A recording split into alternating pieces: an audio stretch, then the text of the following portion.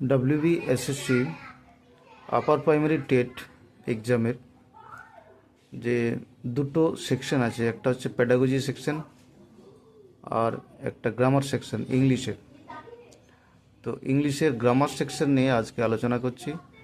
এগুলো হচ্ছে most important question. এই কোশ্চেনগুলো এক্সাম ওরিয়েন্টেড, পরীক্ষাতে এরকম টাইপের কোশ্চেন আছে, খুব ইম্পর্টেন্ট কোশ্চেন, ঠিক আছে। এবং শুধুমাত্র এসএসসি টেটের জন্য নয়, সমস্ত কম্পিটিটিভ এক্সামের জন্য এগুলো হেল্পফুল, যেমন WBP, কেপি এবং আইডিও অ্যান্ড আদার এক্সামস। তো কোশ্চেনগুলো পরপর ডিসকাস করছি, কোশ্চেন আনসার, ঠিক আছে। Okay, so first question, change into active voice. এটা হচ্ছে প্রথম কোশ্চেন। কি আছে? Let the door be opened. এটা হচ্ছে question, let the door be opened. তো এখানে অপশন এতে আছে open the door, option B the door is opened, option C they open the door, আর option D opening the door. তাহলে এটা সঠিক অ্যান্সার কোনটা হবে? সঠিক আনসার কি? Let the door be open মানে এটা দেখেই বুঝতে পারছো যে এটা পেসিভ ভয়েস আছে, এটাকে অ্যাক্টিভ করতে হবে। তাহলে কি হবে?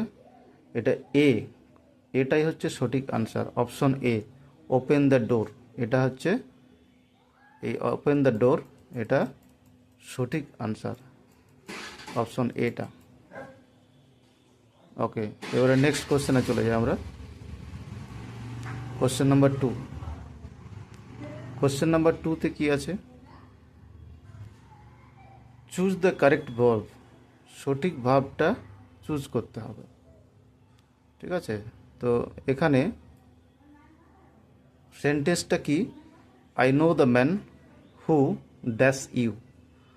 I know the man who dash you.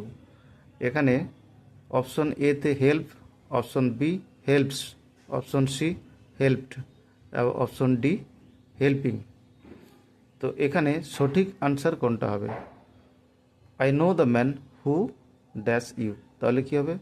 I know the man who, কি হবে? হু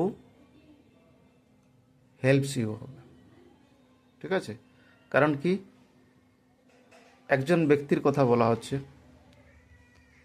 আর যার জন্য এটা হেল্পস হচ্ছে থার্ড পারসন সিঙ্গুলার নাম্বার, তার জন্য ভার্বের শেষে এস অথবা